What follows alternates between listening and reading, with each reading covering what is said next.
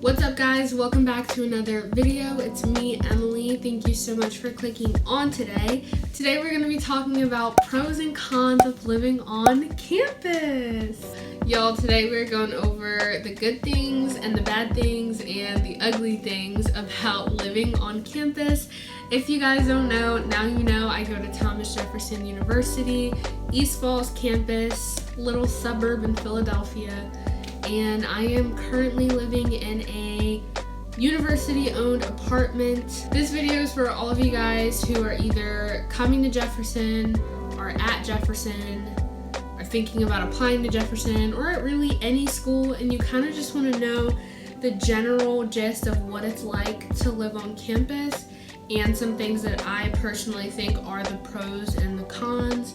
So this way I can give you guys my opinion, my ideas, my experience, and you can make your own informed decisions. I really hope I'm able to help you guys out today. Don't forget to give this video a thumbs up and subscribe to my channel for more Christian and college content. Let's get into the cons so that we can end on a positive note. Con number one is not having a car. So I know that on my campus, freshmen are not allowed to have cars. Many freshmen do bring their cars anyway, but freshmen are not allowed to have cars, or you have to pay for parking if you do have one, or you can end up getting a fine if you're parked where you're not supposed to.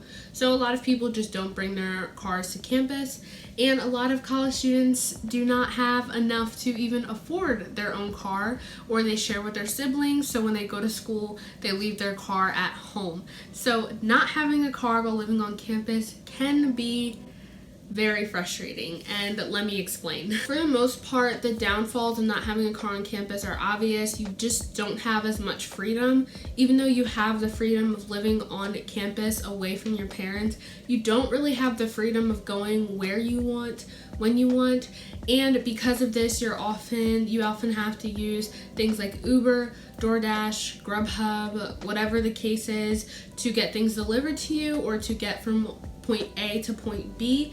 And for college students who are often not exactly swimming in money, these expenses and those delivery fees can really add up. But because of money and because of some school policies, you just can't have a car on campus, which means that you can't necessarily go grocery shopping when you want. Or if you do go grocery shopping, you have to find someone to take you, or you have to walk, and if you walk, then you can only carry a certain amount of groceries. When I have to go grocery shopping, I walk to the Rite Aid, or I have to ask my boyfriend to come pick me up so we can go, which is obviously not a problem for him. It's not even a big deal, but for people that may not have that luxury, it can be really annoying. So just keep that in mind if you're thinking about living on campus.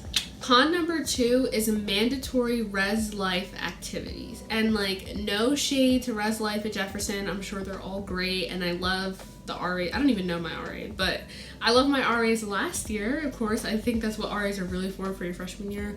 Like, you really don't need them other than that. But there are mandatory res life activities, which is basically like every RA a couple times a semester have to sponsor some kind of activity, like painting. I just got an email for like a murder mystery night.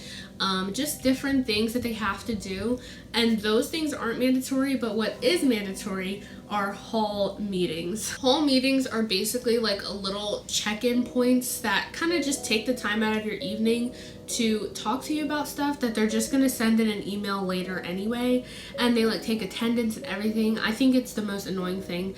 I'm not gonna lie, I have not been to one hall meeting since the start of the semester, and I hated going to them last year because it's just so pointless. It's like a waste of my time, and I understand the need for a check-in, but it's just like I'm not smoking, I'm not vandalizing, I'm gonna read the emails anyway, so why do I need to take time out of my Bones marathon to go to a hall meeting for absolutely no reason? Like, nobody, like, if I wasn't registered in this school, like, nobody would even know I live here. I am so quiet, I don't talk to anybody, I don't make any noise, so why do I need to go to a hall meeting? And then you have to do mandatory one-on-ones with your RA, which is basically just like an awkward conversation for like 30 minutes with your RA about how your life is going.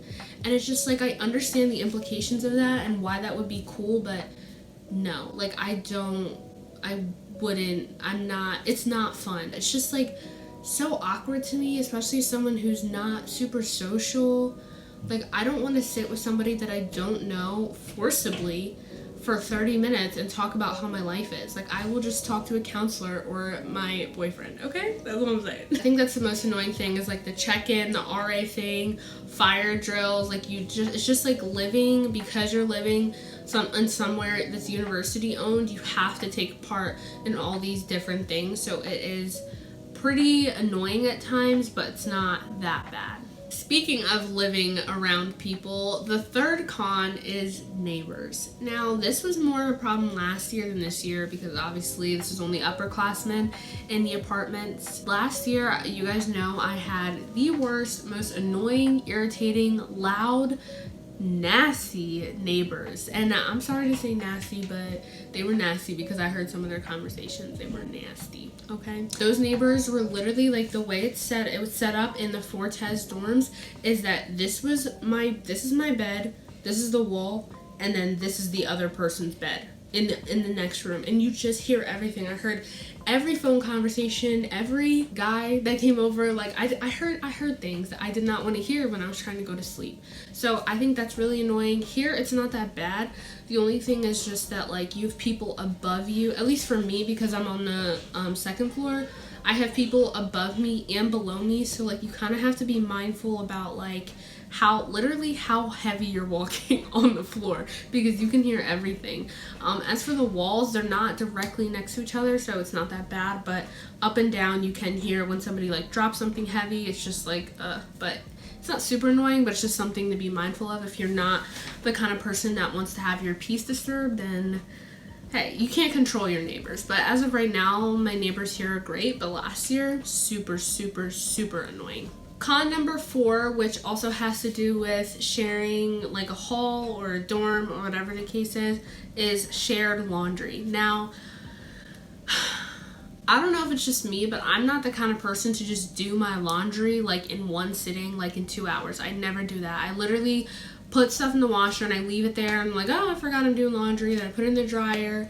And then at my house, like, I literally leave my stuff in the dryer and I'll go to the dryer and get the clothes that I need until somebody else needs the dryer.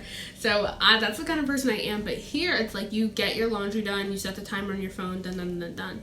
But what I don't like is that if you leave your laundry in the dryer or the washer for like an extra 5 minutes, anyone is entitled to move your stuff to either the dryer or to just take it out of the dryer. And for me, this is the most annoying thing, because even if I'm just like a few minutes late, or some people don't even wait 5 minutes, like the stuff will be done and I'll be on my way over there. And I once caught this girl and she was moving some stuff, like, hi, I am here to move my stuff. And she's like, oh, let me help you. Like, no, you could have just waited the 5 minutes. But anyway, people will take your stuff out of the dryer and just like slap it on top of the other dryer, and just like all your stuff is just out, underwear, bras, everything, and it's just like Con number 5 is not being able to really work. I want to say this is kind of different because of the way the semester is set up now, with mostly being online. But when you're living on campus, you are either confined to a work study or you just can't work.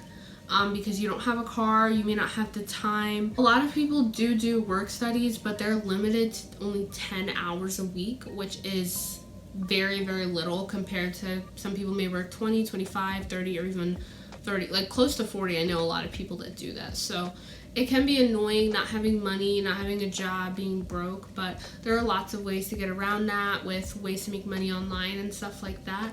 And there's so many resources to do that, but it is just annoying because I do like just going into work and just having a set schedule and a set job, but I can't do that because of college. So that's it for the cons. Now let's move on to the pros and finish up the video. Pro number 1 for living on campus is definitely freedom/adulting, and this is pretty self-explanatory.